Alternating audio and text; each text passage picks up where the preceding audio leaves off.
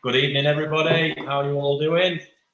Yeah, summer's gone. Autumn's arrived for sure. Although we are still getting a nice bit of sunshine, but I think it's fair to say the drought's probably over now, certainly given the amount of rain we've had here in the past week. But there we go.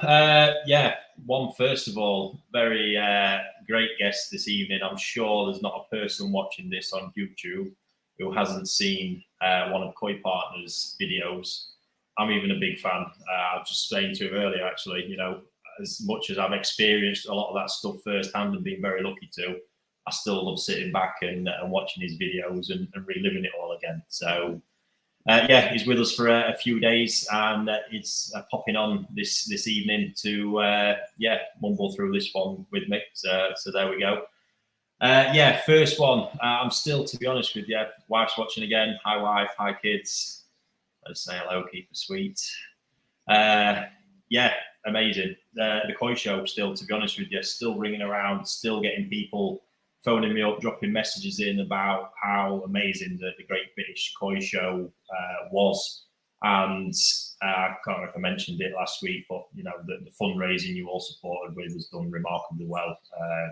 You know, just shy of about $7,000 that raised, and we're already having a lot of great conversations with James about plans for next year that we can help get involved in to make it bigger and better. And truly, you know, I think with the aim of making it one of the best Koi shows in Europe, if we can achieve it. And I don't see why we can't. And it's exciting stuff.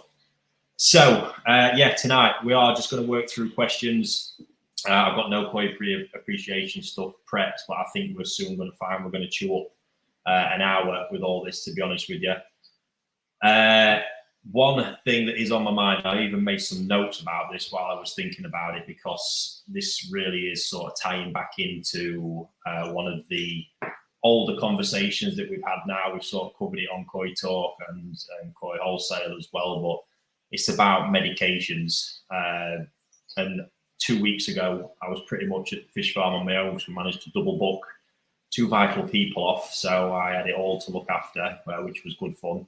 But it was nice to sort of get back to some of the jobs I'm not usually that hands off with, in sort of medicating and some of the more the fish husbandry stuff. And it gave me a chance to start having play around, because there's a couple of ponds where I'm sure, as many of you have had, we've got some reoccurring trichodina at very low levels. And you know, potassium is a great medication here to sort of prove my point on all this, because potassium is so visual. We can see the reaction time from going purple to brown, and through that reaction time we can get an indication of how healthy the water is, because the organic load in the water is going to alter the reaction time of that potassium. A lot of other medications, like your fruit medications that you see, that tend to be invisible in all reality, we don't know when it's there. We don't know when it's gone, when the system bacterially has biologically broken it down. So it's hard to know if A, you're getting the right dosage, because I do believe manufacturers are playing on the overcautious side of all this. And probably rightly so. I mean, as cultures change, you know, the last thing they want to be doing is getting sued. And some of these chemicals are pretty dangerous. There's nobody sort of denying that.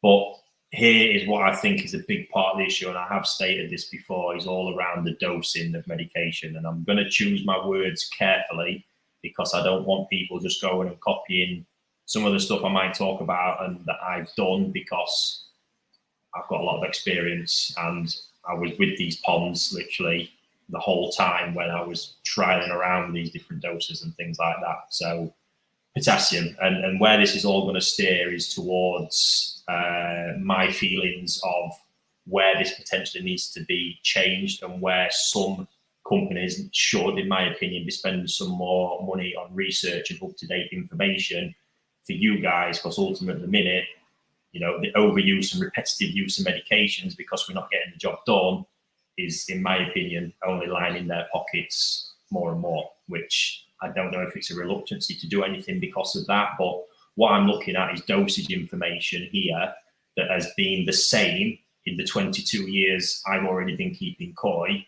And some of the information from back then was already old information that was, you know, crazy. So if we talk about potassium dosage now, this is why I'm going to be really, really careful when I say this, because potassium is not something to be messed around with. It really is a great treatment, but it needs to be used properly to have the impact. Now, what sort of sparked all this off was I've had some conversations and experiences in Japan with those guys using medications that would make any of us a little bit nervous, to be honest with you. I'm talking breeders using potassium permanganate to levels where almost instantly fish are on the surface and it's just zapped the life out of them. But it's a very different process that they follow. They've got a lot of experience again. Sometimes they get it wrong, admittedly. They are a bit wild. And then there's other times with other medications even. So sort of just after harvesting, some of the cocktails of medications they use. I'll never forget having a chat with the guys at NND about a medication regime they use. And I sort of mocked this out of my head as a 3-week regime. And then, you know, when he turned around and said to me, no, we do all that together, I'm like thinking, wow, that's a serious chemical cocktail that I would have never dreamed of putting together. And they're doing it quite readily with fish that are, you know, considered to be thousands and thousands of pounds each. So, but what they are and what they do is incredibly, incredibly effective. And because they're doing things completely differently. Now, there's more to all this. You know, we are looking at, again, preparation before medication, which I've spoke about, and water hardness. You know, we know a lot of medications react differently in different water hardnesses. But where I'm going with all this, before I get into it again, I'm going to get to the point now, is that I think manufacturers need to be investing in getting better information for us. I don't see anybody else should be needing to foot the bill for doing the research necessary to see if we are getting the correct dosage rates. You know, somebody's got to be responsible for picking the bill up for such information, you know, and I only see the only people getting a serious return from this are the medication manufacturers. Now, I am, to be honest with you, a little bit at the minute calling them out. It'd be great if there's one of them out there that would come forward and maybe talk to us for the magazine and explain a little bit more about the process of how they arrive at the dosages. But all I do know is from a conversation I had with somebody on that side of the fence was phoning me for information. I found it quite mind-blowing that I'm not the one making money from fish medications. But yeah, the information's just so old, so tired, so exhausted. We all deserve a little bit better, in my opinion. And yeah, so just to sort of prove the point, again, fluke medications, using these, you know, the dosage that we brought, the regime we brought that's helped a lot of people out with the fluke meds of day 1, full dose, day 2, 50%, day 3, 50%. What you're basically looking at there is double dosing, but done in a way that's a little bit safer because you're breaking the dose down over a 3-day period as opposed to just hitting them all at once. But when I say this, so we see in there again, that's a safe way. And fluke meds aren't necessarily one that's going to wipe fish out in mass numbers. They could potentially do damage because of damage to internal organs if you went too far. But you're potentially already underdosing through not knowing completely accurately the volume of your pond. Then on top of that, maybe through the safe doses, because nobody's really taking into account the organics and biological action of the system. Like I say, because it's invisible, the problem is we don't know if it's still there or not. So whether to add more or add a bigger dose, and the only way is trial and error. And that I'm not ever going to recommend anybody just to go with trial and error and using these things, because if you do that with potassium, you can very quickly end up on the error side of that and you've got no fish left. However, that said, potassium is a great treatment. And coming back around to the point, so and basically what I've not been seeing is obviously it's a great oxidizer that can clear organics from the water, but only if you're getting the dosage right, because even with organics, if you don't get the dosage right, you're only going to clear so many of them. And this is why things are just reoccurring all the time. PP, when used correctly, can kill flukes. It can kill so much. That's why it's such a great treatment, but the dosage has got to be right. So the packet dose of PP, from what I can remember, is 6.8 grams per 1,000 gallons. Now, I'm going to stress here, I'm not saying go and do this. I'm just sharing something that I've done just to give you an indication of how far out I think these things are potentially. Really stressing that point because there's a lot of variables to this, and I have a lot of experience in using it and all the safety nets behind me if this was going wrong as well. So I decided, well, basically for years, I've not used that dosage anyway. I've used it at 10 gram per 1,000 gallon, which is already a substantial step up. But even at that dosage, these systems I'm talking about, I would consider to be the same kind of systems with similar organic loadings to most of you guys out there watching this. Quite heavily stocked. The water was not crazy hot, so it was well oxygenated. But even at the 10 gram per 1,000 gallon, we're struggling to get 60 minutes from the reaction time. You know, sometimes we're talking 40 to 50 minutes at the very most. It's not enough for this stuff to do the job. Then we see some crazy information on the back of the packets from a certain manufacturer that tells you to keep the water purple for 15 hours. Honestly, I think that's some of the worst advice I've ever heard, and seen people causing mass issues with this because it's just so open-ended. What do? You keep tipping it in. It's wild. But anyway, what I decided to do, I've slowly been building that up to a point where I've tried a couple of doses at, so we're at 1 gram per 100 gallon basically, at 1.5 gram per 100 gallons. And then the dosage I actually used during this time on these two problematic ponds was 2 grams per 100 gallons of water. That is quite a huge dosing. Even then, we managed to get, it was about 2.5 to 3 hours out of the reaction time. But my God, those ponds are not problematic anymore. But the biggest difference I noticed was in the fish and in the system itself. After it recovered from the dosage, it truly spent a lot of time oxidizing and doing a great job, because the health and condition of that pond of water now is just insane. It's gone to another level, and that's thanks to the impact and the dose of that potassium. Having watched it and seen how comfortable the fish were with that at that time in that pond, I would have said it could have potentially gone a little bit further, but there's no need to push it too far. But all I want you to take away from that is not to go copying me, is to take that how far over that recommended dosage I've been using it and still not getting what I believe is the truest impact, and the sort of impact I've seen it even used in Japan. So if you consider that with fluke treatments, at some point I'm going to find out how far we can go without negative impacts. There's some treatments that definitely won't mess around with. I mean, formaldehyde, nasty stuff. But the point I want to get across is I think a lot of the issues in these parasite problems that you guys are having, reoccurring, there's a lot of factors. But again, I'm talking here potentially with dosages, effects on water hardness, all these things that are just not there. All you've got on the back of the packet is this very standard information of this amount per 100 gallons without considering the variables. And I think more knowledge needs to be done to that. More research needs to be put into that. And I just think you guys probably deserve a better service and more information from all that, from the people that are ultimately earning the money out of it. So that's my little bit of rant on that. Happy to answer any questions as we sort of go on throughout it, but it's really been on my mind and I wanted to share it. And for sure, if this gets back to any of the medication guys, please pick up the phone. I'd love to know more in depth about where we're at with it all and what we can do to get some more information, because honestly, it just gets tiring seeing people with these problems just reoccurring, spending fortunes on meds and never getting to the end of the problem. It's frustrating to the point where some people end up leaving the hobby because they just can't get on top of it, and it drives them crazy. So yeah, crazy one. Just seeing a question come in there actually from Craig. How does that level of dose have an impact on a biological stage and its ability to kick back? You're not going to wipe your filter out to the extent that you're possibly worrying about. Any meds will generally knock it back, although the fluke treatments aren't known to.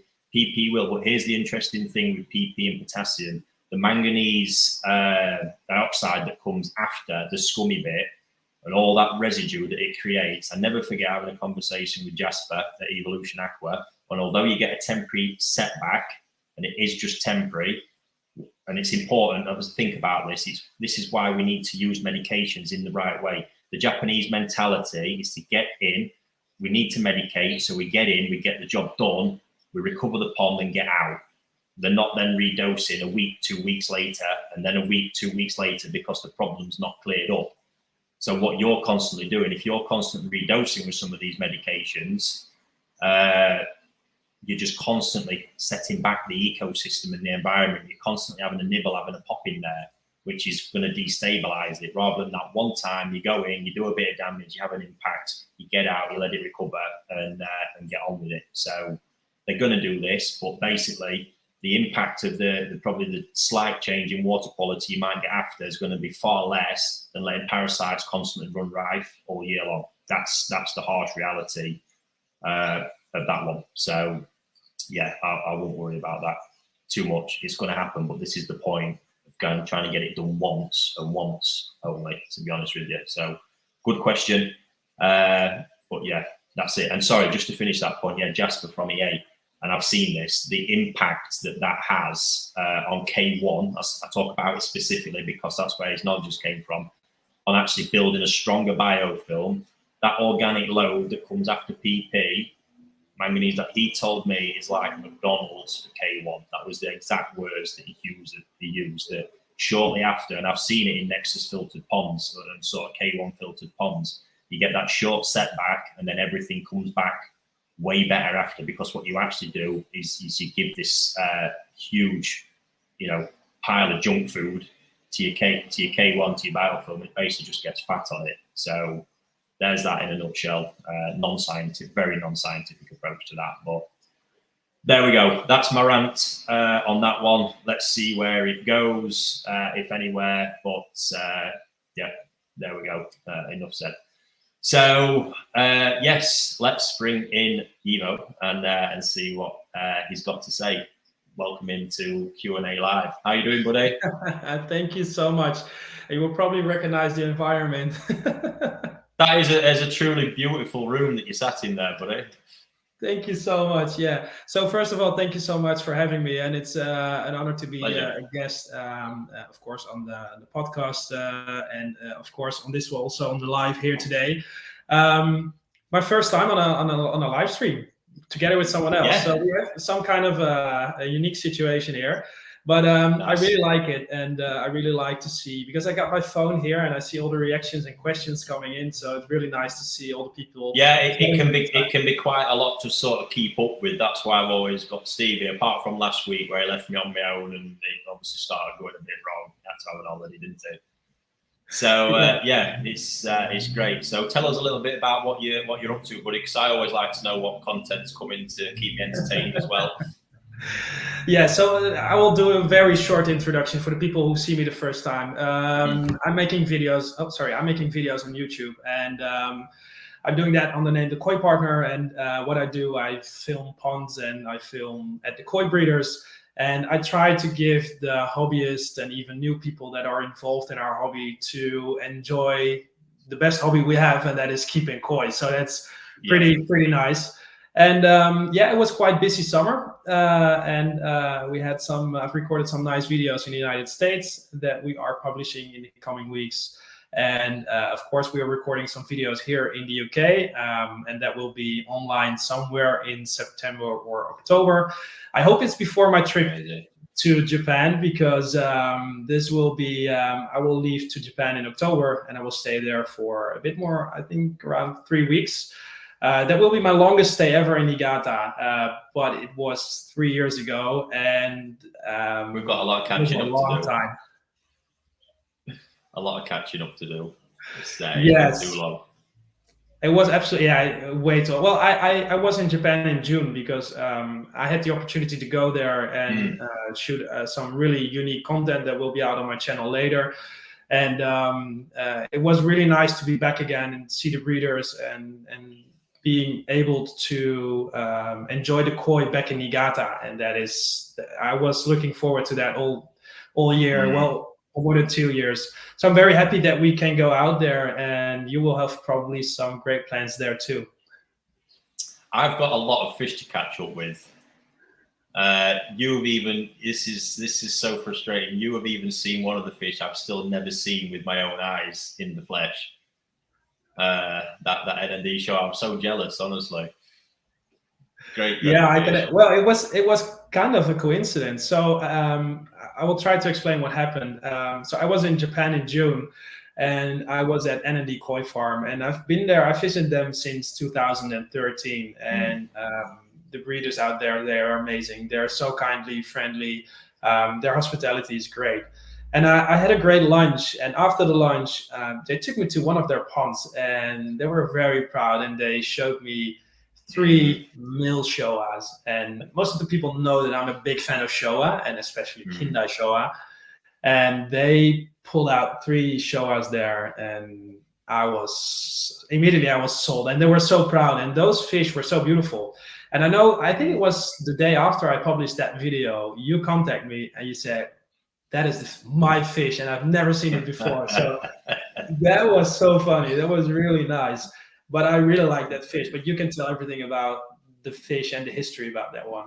Yeah. I mean, I've not got a video onto the thing, but it was so was it not last autumn, the one before. I'm just buying some fish because that's what we do. Through obviously all having to be done through videos and pictures alone, but we can't get there. And I can't remember how it came about. I was just having a chat with Fujo, and he mentioned about these fish. I was a great salesman that he is, just drops it into the conversation, and then I'm just like, yes, show me.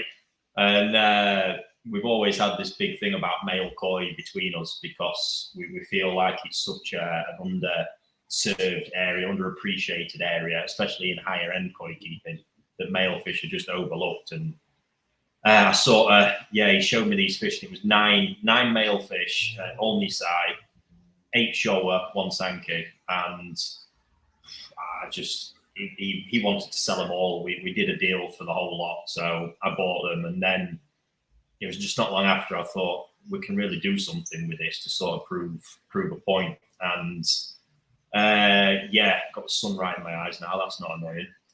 I got back to him and I said, look, is there any chance I can rent a mud pond for these fish for the next year? And he said yes straight away.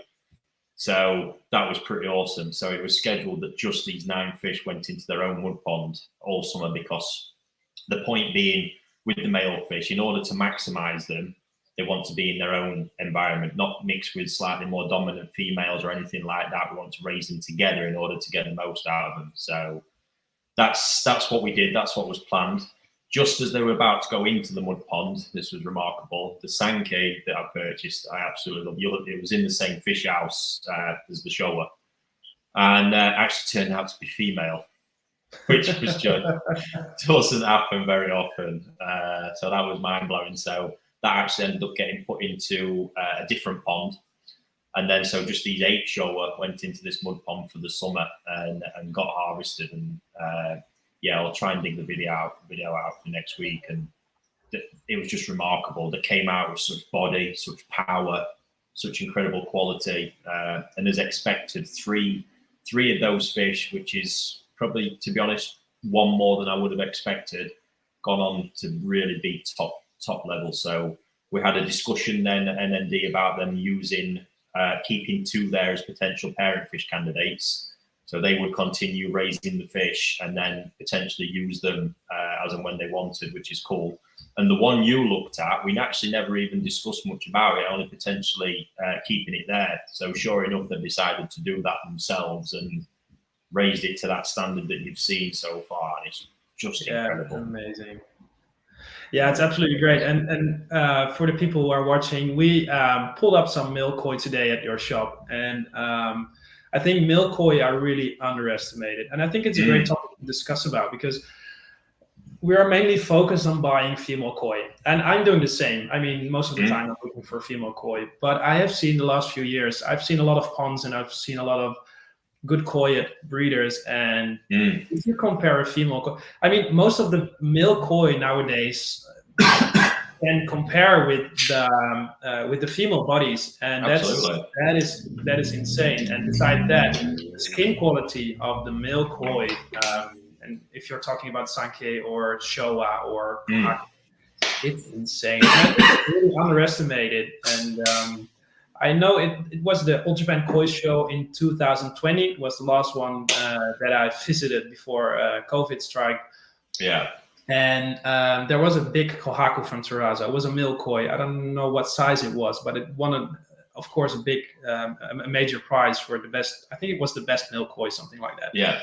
and I didn't even recognize it as a male koi. So that's something really should get some more attention, I think, because I'm doing the same. I'm so focused on just buying female koi, but they are so beautiful, and we will see it in, well, maybe we can share that video someday and people can see the show as at NND. It's insane, the skin quality, the body of that fish. That was the biggest point. I think what I've sort of raised the point to is that so much of the information is old information, is that they don't grow, they don't have a good body. It's all them type of things. And we're now seeing, I can't remember which, it was one of the Japanese magazines I was flicking through today from the old Japan. And we've got the 90 and the 85 Bu Kakugyo male prize winners. That's just absolutely crazy. And those fish are just on another level. So it's that old information. I think the new information needs to filter through. But the bit that I've kind of tried to stress the most is the price. Is how much more, you speak about them Showa today. You've been at Dainichi just a couple of months ago. So those two male fish you looked at, if they were swimming around there in a female pond, there's not very many people having a conversation about buying one of those fish because of where that price level goes. And the males have had enough there, but to have female at that quality, it's just going to another level.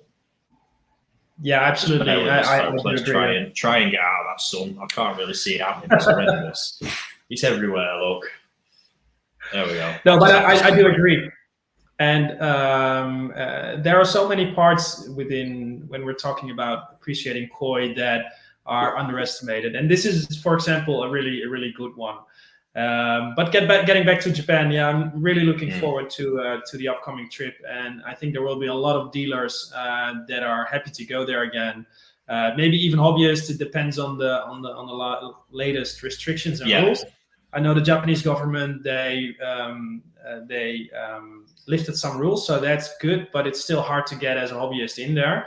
But maybe we're lucky and are people able to go there and experience what we are, because we are quite lucky to experience that every single year. And it's always hard to describe that feeling about what it takes when you're arriving in Japan and when you get on the bullet train and arrive in Niigata and you're driving to that first koi breeder. That feeling is unbelievable. And you're stepping into a koi house. So I don't know how you did experience that. It feels like home.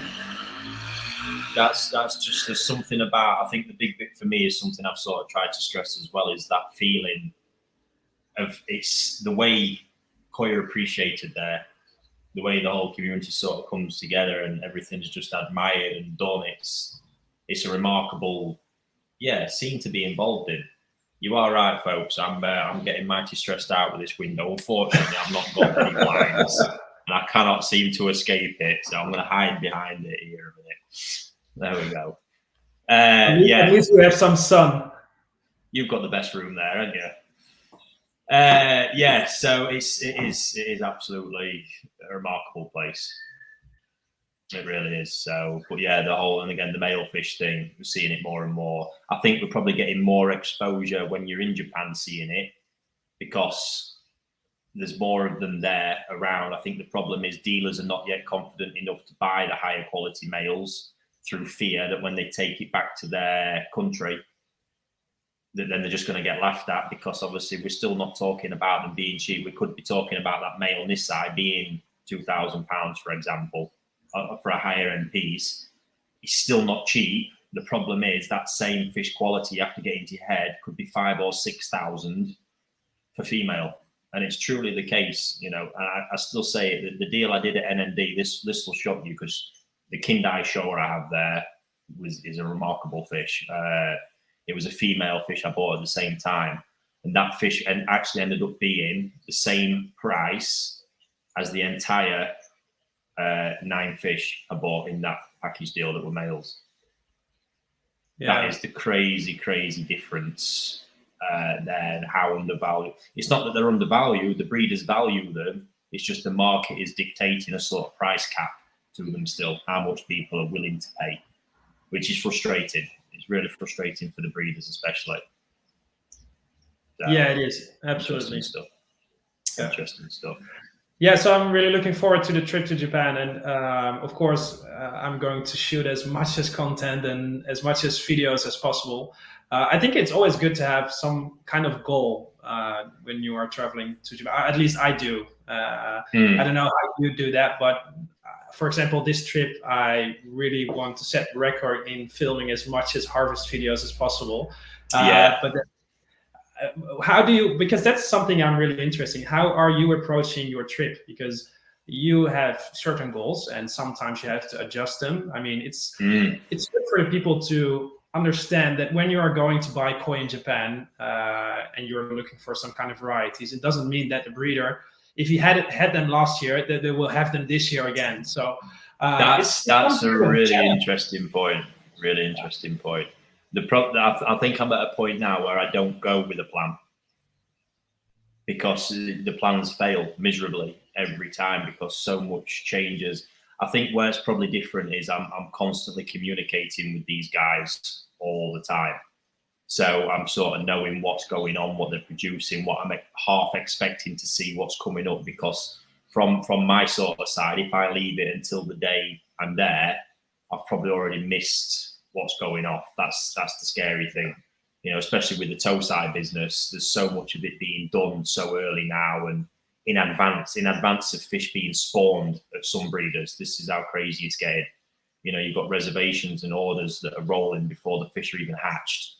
That's crazy. So you've really got to know everything that's going off and constantly be on the ball in order to stay there and sort of get the right stuff, get the right fish. Yeah, so having a plan, no, sort of when you get there in harvest season, you just have to see how it rolls because their schedules change, everything. And sometimes it's their hard decisions because there's only ever, you might find it yourself, you know, some breeders do talk, but if you have two breeders decide they're doing the biggest harvest on one day, you've got a big decision to make. Which one do you miss out on? Well, I normally try to ask if they can postpone it to the afternoon, but they won't listen to me. No. But it's really fun. You also talked about communicating. I mean, it's really cool to see that the newer generation koi breeders, like the children of the current generation koi breeders, they are speaking English. But you are going to Japan for 22 years. So how is that? How did you ever do that? Because not all the breeders speak English that well. I relied a lot. I was lazy for a long time. I'm not going to lie. I was lazy for a long time because I was always with agents or people like that. So you sort of, they naturally step up and take center stage. So it wasn't until as things progressed and the companies grew and progressed, I got that feeling that I wanted to be out there on my own. So it was one particular trip that I had when we were still using an agent, but I decided I didn't want to be driving with them anymore. It was about time I did it on my own. So I was with my dad still at that point. He was visiting with me and I just said, look, let's get a car. We're going to do it. I'd had a few Japanese lessons for a few months, but not really put it into practice. So I thought, let's just dive in at the deep end. And that's what I did. So we sort of mumbled through. I knew the processes needed to basically order the fish, get the paperwork done, all the rest. That was all fine, but it was just that part. So yeah, it started. But what I found is the minute I made that decision and then naturally progressed to the point where I then invested in a startup in Japan, which I was heavily involved in as well. So just all that independence that grows. And, you know, the minute, to be honest, I got my own phone that was properly connected up to Docomo out there. So I've got Wi-Fi even in the mountains. Just very quickly, I continued with a few lessons, Japanese lessons, to get some basic structure in. But then just the fact of being there, stranded on your own, you have no option but to learn.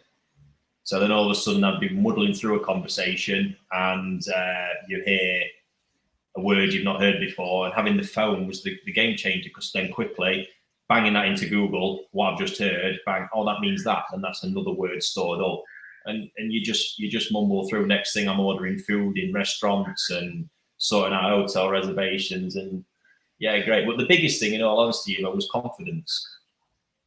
I found it more. I felt more relaxed on my own when I was with other people who were clearly better at speaking it than me, I sort of dropped off into the shadows a bit. The confidence went, and I felt embarrassed, almost embarrassed to actually speak Japanese in front of them for fear and taking the piss.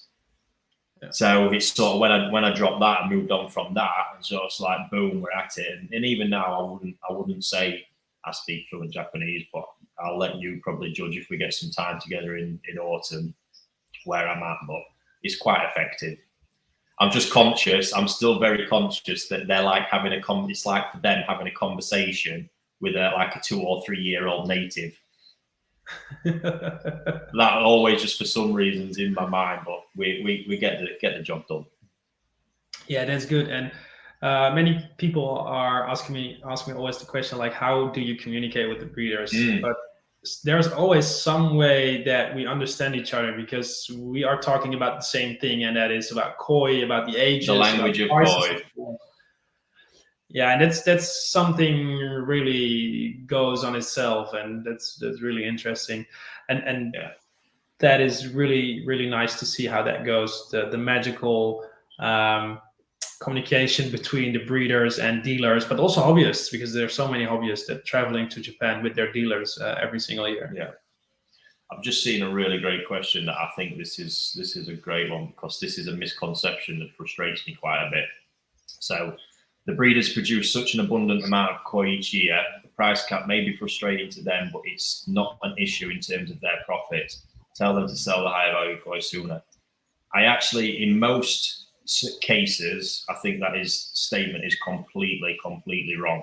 If we take out the likes of the big commercial breeders, so let's take away Dainichi, Sakai, Momotaro, because I agree what's going on at them places is sheer insanity at times. But if we get into the heart of the koi breeding community in Niigata, so help me out, Yves, I'm trying to think of some names of people. A guy, I'm not sure if you've been, Tanaka Kazuhiro up in Takizawa village. He's a great little farm to visit. He is not a wealthy guy. He is a farmer doing what he loves every year that can't get particularly high prices, even for his best fish. It's just not possible. So, when somebody like him produces something that he sees he can get some value for, and he checks it and it's male, and he knows it's just lost 60% of its value, it's devastating. It's devastating. They're limited to how many fish they can produce each year by the size of their farm. They won't go over where they know they're comfortable stocking. And yeah, he's not a guy driving around in fancy cars or anything like that. He's a guy who values the fact that something we've been discussing today. He gets to do what he loves every single day. It's not the money. He's not a wealthy guy making heaps of it. Trust me, I've seen the value that they get for his best fish. Compared to someone like Dainichi, it's almost the same that they get for something that's on the borderline of being thrown away.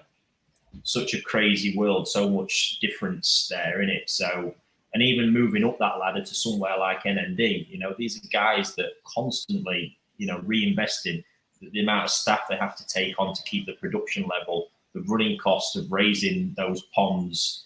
It just goes on and on and on and on and on. So even there, a farm like that relies on the high-end fish fetching a certain price. They need it because a lot of the other stuff is just where they're covering costs and recouping money, and it is truly the high-end fish where the profits are earned, and they have to reinvest as well. They've got to keep up in it. So without, again, when a male fish is then a third of the price of what they could get for female, it is truly devastating, in my opinion. Yeah, absolutely.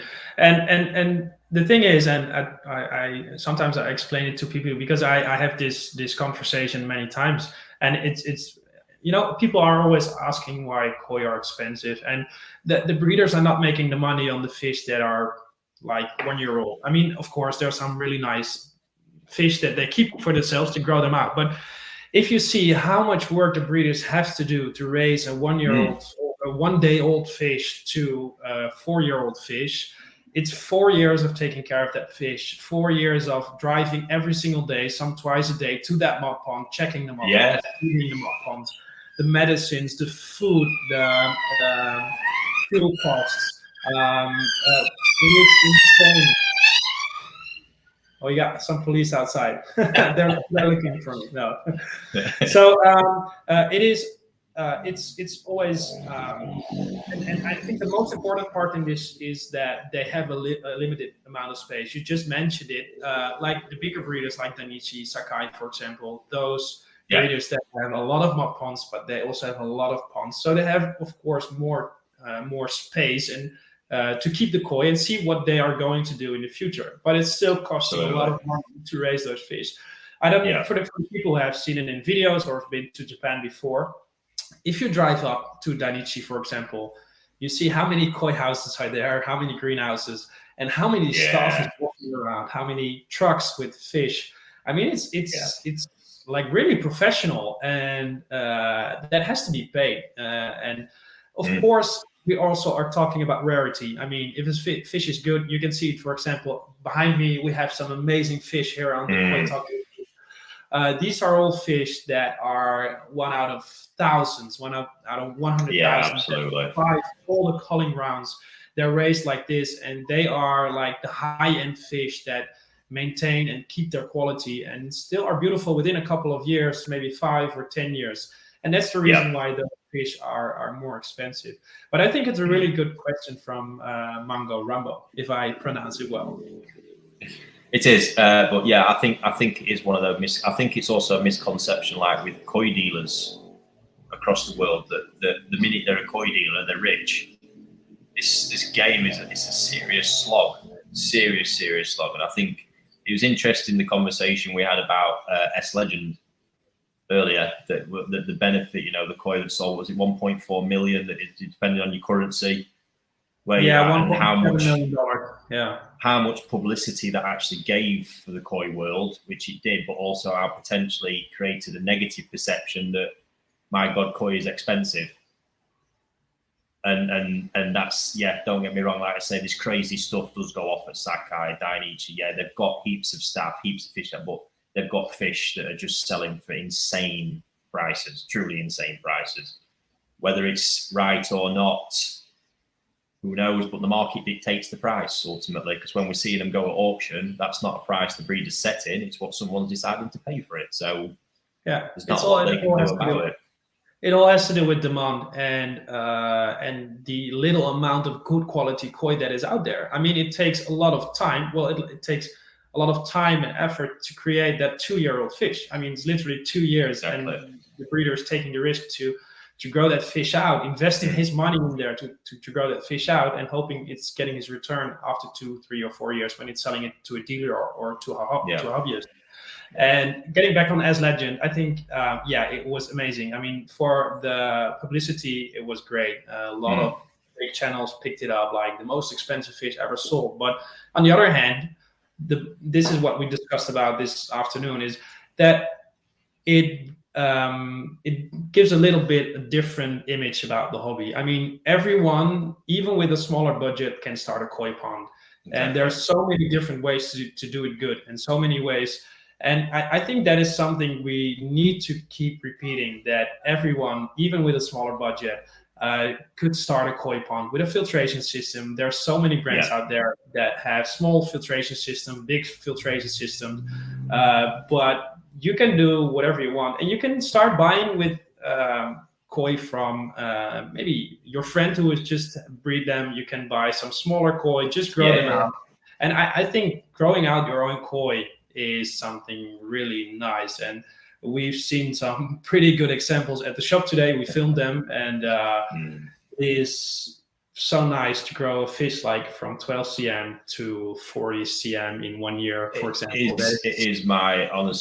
It's everything. It's just truly fascinating, and then it's just reinforcing, you're practicing, you're learning techniques. It's just constantly evolving, and I agree, something really special about that.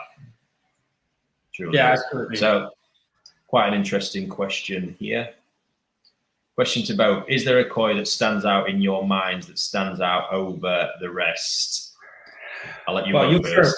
Oh, go on. Oh wow, yes, there is one, and this is the first koi, real big koi, that I saw when I was in when I was in Japan, and we're talking about the Tansho Showa from the Marujo Koi farm. Oh, yeah, nice. Unfortunately, she is not there anymore, but this fish, I've seen her many times in real life, even on the Old Japan Koi Show, where she won a very big prize, one of the biggest prizes.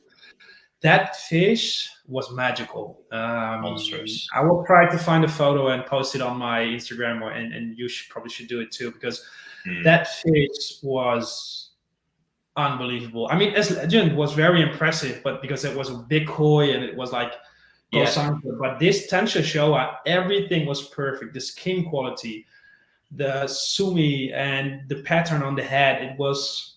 That fish was so big. That was one of the first, and she will reminds me every single time when I see a Tansho Showa.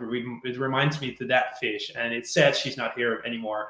But if I'm correct, the Marujo Koi farm still breeds with her offspring. So yeah, they got. I think the last time I was in Japan was the first set that came off. First, there was some interesting fish for sure. But yeah, I'd agree with you.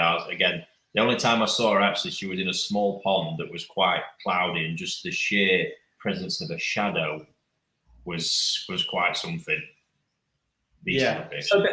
So that's the koi that is reminding me every single time when I mean, that was I was so impressed by that fish. I can't describe that feeling. I've seen a lot of fish the last few years in ponds and at breeders, and of course there's so much more beautiful fish. But that was one of my first trips when I went to Japan. I was like blown away. It sold my soul to the koi. I think I'm going to struggle with this one. I'm going to struggle to narrow it down to one, but I will share just an experience, and that probably, in all honesty, because this kind of shapes the visions and dreams in your head, and you've probably seen it. The back ponds at the main Dainichi fish house. I believe, and that's probably where I'm going to go with. I believe the first year I saw that Mona Lisa, which is now quite the famous show of parent fish, was swimming around in there, with a couple of big carp, or a Tansho, which must have been somewhere between 90 cm and a meter. And it's just the impact that leaves on you is quite remarkable, because I think when you actually just measure out a meter, you look at it and think, it's not really that big. When you actually make that three-dimensional and you consider the height, the width, the volume, these things are just insane. And especially the body that the Dainichi fish carry at that size as well. The impact of the level of the belly, the skin, everything, it leaves a massive imprint.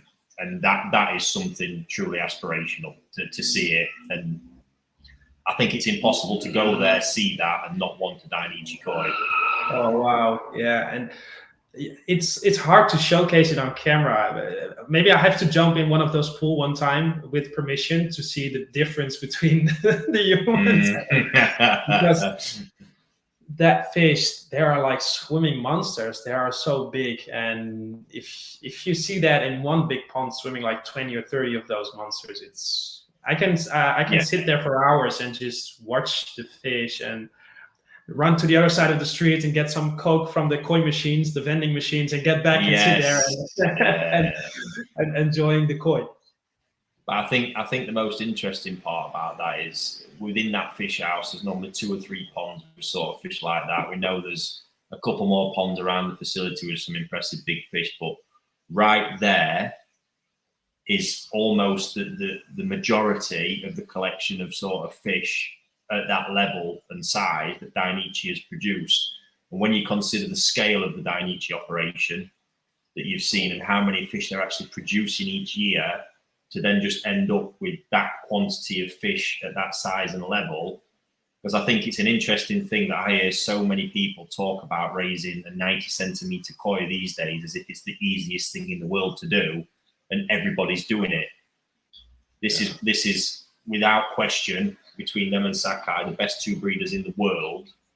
And even still, the relative numbers in comparison to what they produce every year is just so small. Yeah, it's crazy. And it's fun to mention because this is a story I really want to share with you. We had two big koi shows in the Netherlands. And the first one was, I think it was in the beginning of June, and we had the other one just a couple of weeks ago. It was an amazing show. It was big. We had great weather, and we had around 15,000 visitors. And so we can say it's one of the biggest koi shows on earth. Yeah. But what I want to tell you is that on those two koi shows, there was a hobbyist from the Netherlands with a 20,000 liter koi pond. And on the first and second koi show, the biggest one, he won grand champion. And he bought those two fish. His name is Ramon, and he bought those two fish as Nisai. He grew them up in his own pond. I don't know the exact size, but it is what I want to tell is that even there was even like a kohaku from 1 meter above 1 meter. I think it was 1 meter and 2, and it lost from that fish. And so when you are a hobbyist, it's able to chase your dreams and grow that fish even in a smaller pond, and win 2 grand champion prize with 2 different fish at 2 koi shows. That's insane. And it's really nice to showcase that too, because normally it's like big brands. Like, I mean, when I go to a koi show in Japan, like for example, the Nokia Koi show, you know that there are a couple of breeders that are, it's like Sakai or it's Dainichi or Marudo. It doesn't matter, but most of the time it are the big breeders that are winning the big prizes. But it's really nice to see that even between dealers and hobbyists, you are able as a hobbyist to win that big prize like the grand champion prize. Yeah, absolutely. I was so happy that he won because I think it's really good to show that too to people. I mean, you can grow your fish out to really beautiful fish and just step on a train, go into the journey and buy a smaller fish and see where it's and take care of it for a couple of years and try to. It's not just yes, money helps in this industry, but skill goes a very long way. Very long way, and you only get that from getting stuck in. So, sorry, just quite an interesting question I've seen there. So I was put in. Ricky, as a wholesaler, are you concerned about the amount of koi being brought into the UK from Poland? Yes, moving on, folks. There we go. Not too worried about that one. There we are. Let's see what else we've got. A few questions. Oh, there we go. That's very nice to hear. Thank you, Paul and Alison. Thank you, Paul and Alison. Let's hear some Japanese. Let's hear some Japanese, Ricky. No, not tonight. Not tonight. Sorry, folks. Arigato gozaimasu. It's been a while. I'm a bit rusty. So I'm just having a quick look through, see if there's anything. Yeah, I like the questions. It's really fun. So. Oh, here we go. So yeah, Richard, are you going to do a live chat from Japan when you go? I was actually thinking about that yesterday, funnily enough. The time differences, we probably will have to adjust it because one thing I think is interesting, I might vouch, is the intensity of the schedule when you're there is really quite something. I mean, for myself personally, if I'm there with customers, we've got a full day. Obviously, I'm responsible for who I'm with. So we've got a full day from kind of, we're talking 8:30 in the morning till 5 in the evening, then a quick sort of break, change, then taking people to dinner. Then when they get back from dinner, the UK is obviously in full swing, and not forgetting I've got, quite a big company to run over here. So there's always stuff that I've got to jump on, just see into what's going on in the fish houses, what everybody's up to, all the rest of it, processing your paperwork and admin from the day. And before you know it, it's crazy o'clock in the morning. Get some sleep, get up. So it's basically like eat, sleep, koi, repeat. However it goes, it's crazy. So who knows is the answer to yes, that one. Yes, it is crazy. You're tired. Yeah, it would be great. And I think, yes, you're right there, Shirley, with Fujo, would be absolutely great. For sure, we're looking if we can get Rob, our videographer, out with us, but certainly, hopefully, me and Evo, depending on his schedule, might get some time together to make some nice content as well. So, yeah, between us, I think it's crucial to get as much from over there out to you guys as possible and help share that experience as much as we can, to be honest. So, I think I can speak for both of us when we'll say we'll do what we can, and hopefully we can get the scheduling right to get the live chat done as well. Although it's only likely to be from my room, so it won't be all that glamorous. But there we go. Well, if we have the pocket Wi-Fi, we can do it in the mountains. Yeah, that could be quite cool. Could be quite cool. All I am reading here is a lot of banter about how red I look at, and it is very hot in my fish houses. Every day I'm just coming out there, and it can't be too healthy for me, to be honest. But today it was like 23 degrees outside, and I've changed my shirt. It's my second shirt today, guys. So it's really hot into that was also to do with a very, very annoyed Sankey that, was it twice it got you? Well, I think it was 3 times. Some power there. Here's a good question. Ivo, what has been your best memory when visiting Japan, and who is your favourite breeder? From Crafty Koi. Crafty's got a great YouTube channel. That's a tricky question, Crafty Koi. Thank you so much. What is my best memory visiting Japan? To be honest, I'm going to pick a moment that is not that exciting, but I was able to take my father to the Old Japan Koi show in 2018. Oh, nice. And, we were there just for a couple of days. I didn't go to Niigata, but I was there for 5 days, and I would show my father what I'm doing, and he really likes to fish. He teach me fishing back in the days when I was like 4, 5, 6 years old, and that's nice. Where it started because of the passion with the fish. So for me, that was a really special moment to take him and see how he enjoyed it, and that gave me a lot of energy. And I hope to get him back there sometime in October to see Niigata and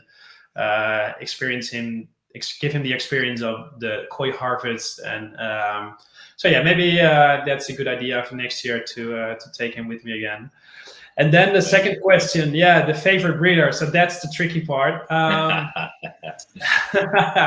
Because, to be honest, it's all about friendships. And every single breeder in Japan breeds great koi. Every single variety, they do their best to breed the best koi they can. And so when we're talking about favorite breeders, we're talking about friendships. And for me, yes, you cannot be friends with all the breeders because there are so many. And every year there are new breeders that are becoming friends. And for me, that's really important to shoot the content that I want to shoot and share the experience. Every breeder is different, has different ponds, have different philosophy about koi. Even they're breeding the same varieties, for example, than their neighbor. So that's really interesting. But most of the people know that I'm doing really well with the Shintaro Koi Farm, with Terrazzo, with Yagenji, Maruhiro, Isa Koi Farm. There are so many breeders, and there are even breeders out there that I didn't visit. I've never been to the southern part of Japan, so that's something I want to do next year. But I'm in love with Niigata and the breeders out there, and some of my koi are swimming in Niigata. So for me, when I'm attending to the harvest, it's great to see your own fish getting out of that mud ponds, and that is that's the part about the favorite breeders. So all the breeders are equal and they're doing the best, but it's all about friendships. Yeah. So you've got a question or content request here, Ivo. So can we have some more videos on how to pick koi? These videos are brilliant. You explain so well in what to look for. If anyone has not watched them, they are so educational. Yeah, thank you, Colin. You have a great second name, Holland, because I'm from the Netherlands. So that's good. So for me, it's I'm always trying to upload new content, and I think if I did it at Isa Koi Farm, I had the freedom to pick out some koi and discuss them. So that is what I did. I think it was the trip in 2020.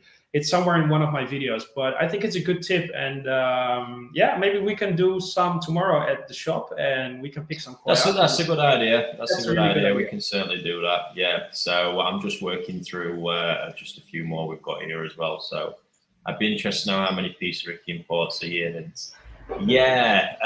So I think off the top of my head this year, it's somewhere between 50 and 60,000 koi since January. So not done yet, although I do keep saying this autumn I'm looking to focus on selling rather than buying. But I think you've probably all got to know me well enough by now that I'm just chatting absolute bollocks when I say that, to be honest. So interesting, but a lot of fish to handle and look after, and even still now there's plenty on site that need caring for. So yes, great question. Here we go, Lee. Are Baky showers an essential, and what are the pros and cons of running them? Very interesting. So given the current climate with concerns around energy costs, are they essential? Well, no, if you already have obviously a biological filtration system. If you don't have one and it's your primary biological filter, then obviously it's absolutely essential. But if you've already got a sound system with a submerged, biological filter, pre-filter, whatever you've got, a Baky shower is not an essential. It is an optional extra, depending on what you are doing and what you want to achieve. Just remember that they do come at an expense. When you look at getting the full effect, you do need to put a lot of water over a Baky shower to truly get the benefits. And pumping high volumes at head is going to cost you money. Even with efficient pumps, it's still going to cost a fair bit. The ones I've added, the 2 meter Profi showers to my ponds, the pump running the shower is higher in wattage than the entire rest of the system that runs that pond. So that is a serious optional extra. For me, that investment is being returned because of the extra performance it's added to the pond and the growth and everything that's been achieved. But would I say in most hobbyist cases it's needed? No, but it depends on your setup and what you want to do. It's a great way of adding a lot of biological capacity, degassing different bacteria groups, different denitrifying bacteria groups. There's loads to it, but the important part is not essential. That is where I'm at with that one. Yeah, and it's a hot topic at the moment. I mean, I don't have to tell anyone in the group today about the energy crisis we're going through, but if you still have some, and I know it's not capable for everyone, but if you have some, I've made some videos about saving money on your koi pond, and if you have some money left and you are able to put 5 or 10 solar panels on your roof, your pond will be running for free. So it is worth the investment. And I'm not saying that because of the climate or that kind of things, but for me, the most important thing is that people can enjoy the hobby, and they need to enjoy the hobby. And I know it's a big investment, but if you have some saving money and you're able, or you know someone who can get you some secondhand, for example, solar panels, just get them, put them on your roof, and install them. Let them install properly, and it's worth the investment. You will get the money that you are spending right now on your energy bill for all the pumps and everything that's running. You can save that by putting some solar panels on your roof. Yeah, and my sort of then comment on that is just to review what you're doing again and look at the essentials of what you actually need to run a successful koi pond versus what you might like as luxuries, because the very basics that can run a successful pond, I don't believe the running costs are scary at all when you use the right equipment as well. So that's true. Just take it. Well, it depends where you live. Yeah, Eva, if you don't mind, we'll go for a bit of a bumper edition this evening. So I've seen quite a few good questions coming in. I'd like to go through. Keep them going. So I really like. I'm interested to know if have you been to Kanscape? Well, no, I've not been there. No. I do need to get you to that place. We talk about them sort of magical little moments, and this sort of ties in. So Joe asked us a question. I'll read it out from behind the scenes, but Joe asked, do you prefer the bigger operators when visiting in Japan, so like Dainichi, Sakai, or the smaller ones like Oyaji or Shintaro? So Kanscape falls into this for me in the smaller operators, and you think about sheer moments of sort of inspiration and feeling. Kanscape was one of the best for me. There is a guy we saw, and when I say he speaks zero English, I think that's why a lot of guys who are sort of self-driving and all the rest sort of stay clear of there, because when I say zero, there's zero. So, but here's a guy that produces 90% koraku and then plays with a few show or whatever it is that fascinating him. But I think he's in his 70s, and you see the passion oozing out of him. You know, often when I've got an appointment, I turn up and you see him just stood, gazing into his ponds, into his fish, and just the sheer impact of visiting there. You know, his main pond, the first time I saw it, I mean, it was wall to wall with fish. You couldn't see the bottom of the pond. All 3 and 4 years old. It was just off the chain, incredible.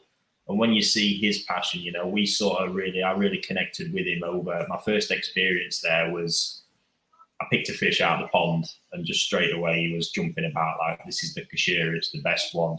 People don't normally pick that fish, blah, blah, blah, all the rest. And it sort of went from there. And I think he saw a similar passion in me as well. And back then, as my Japanese was probably even worse than it is today, you don't need to speak the language. You sort of just know, just standing there looking in that pond, there's always that sort of connection and appreciation for what's going on. And to be fair, that is missed a little bit at them big farms.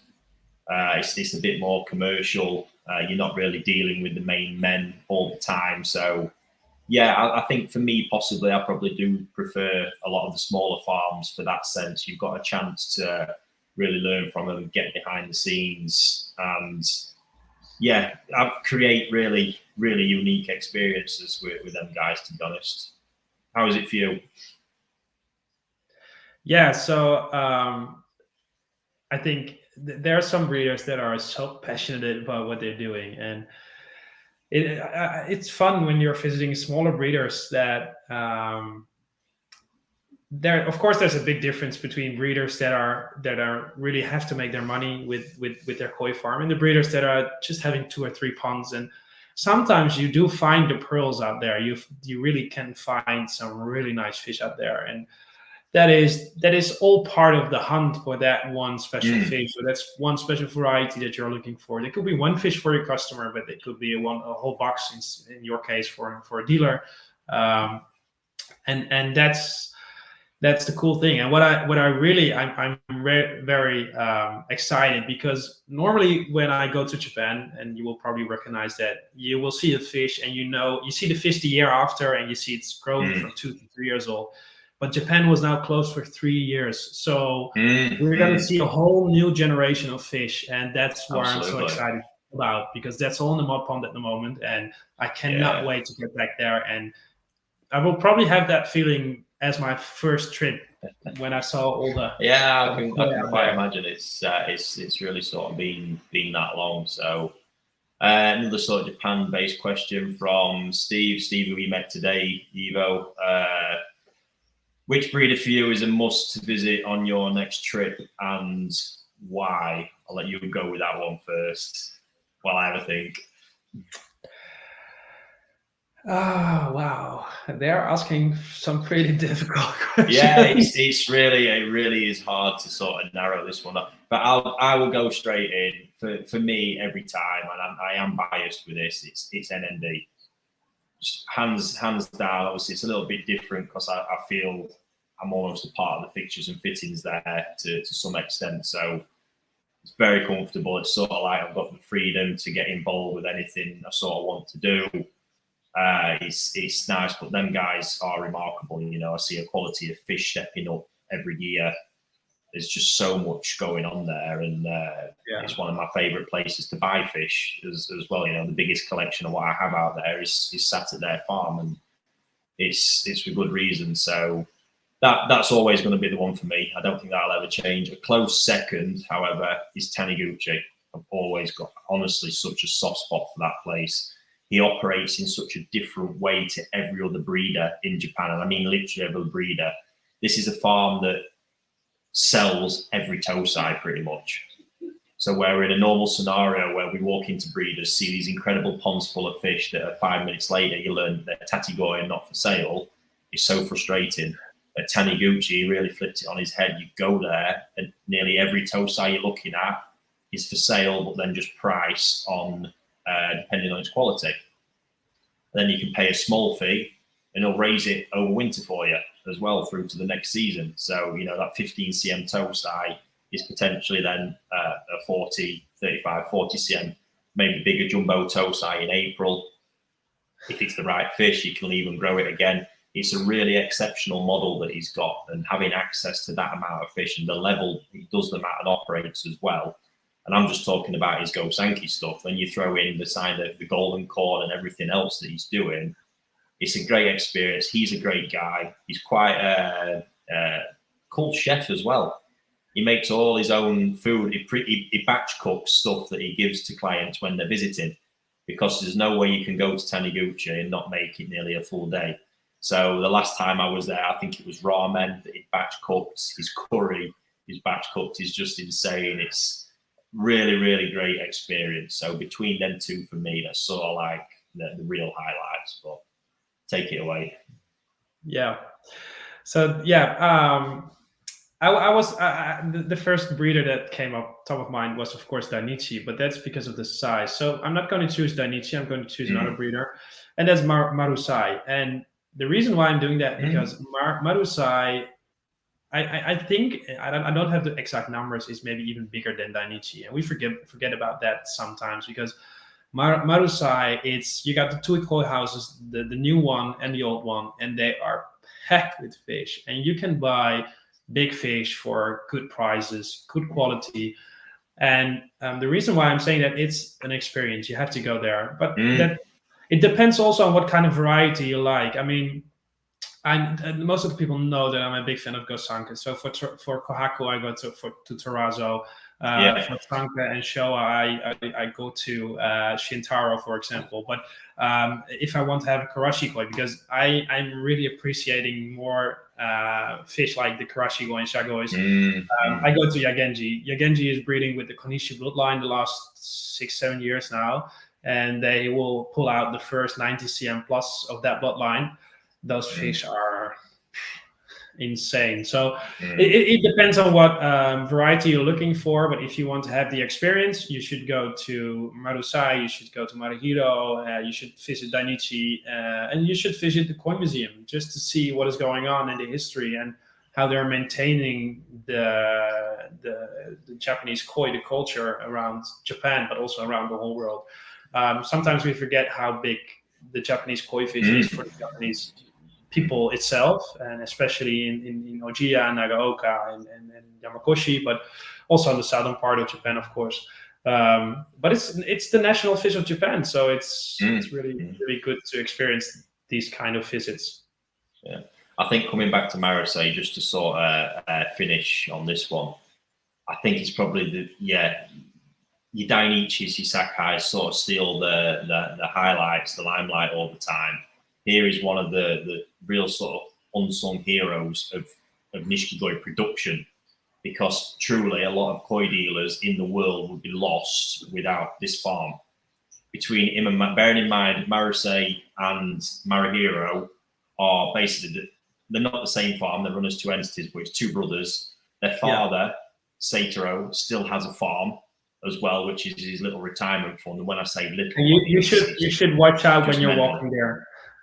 Yeah, because they have crazy. But the scale these guys are operating on. Yeah. The last time I spoke to Yoshi, it's always a fascinating question. He doesn't actually know how many mud ponds he has. He believes he has mud ponds out there that have been lost and forgotten about that still have koi in. And that's true. It's just and I've heard on another level.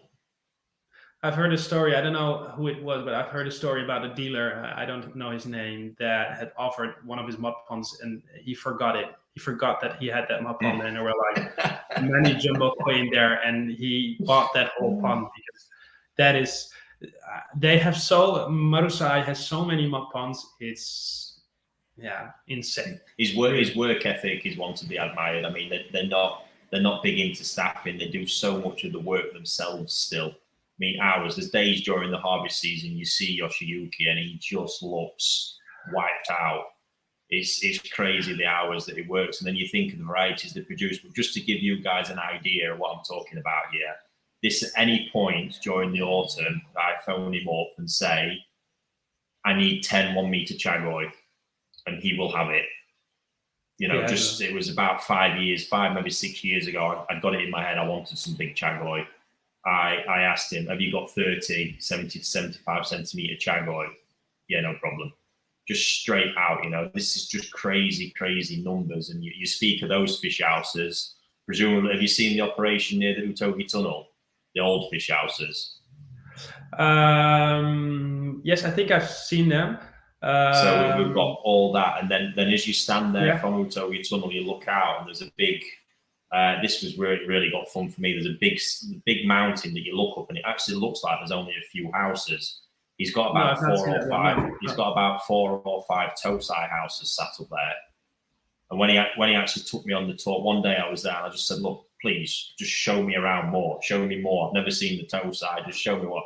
And all of a sudden we shoot up here. I've been driving past it for years thinking there's nothing there. Then all of a sudden these toe side houses open up, and just the amount of fish, every variety you can think of, just in ponds full of thousands of them. Remarkable. So hats off to them guys. I think as a family, they are a koi dynasty. There is nobody bigger. It's on a level that none of us can even comprehend. Yeah, absolutely. So there we are, folks. That is a bumper edition. Thoroughly enjoyed that conversation, Evo, talking about one of my favourite subjects. I hope you guys have got some great value out of that as well. And yes, I think somebody mentioned, is there going to be a Koi Wholesale, Koi Partner video? We've been working on a bit of something today, and we will work tomorrow. And yeah, look for it coming up. Thank you for all tuning in, and I'll be back next week. See you all then. Bye. Thank you so much.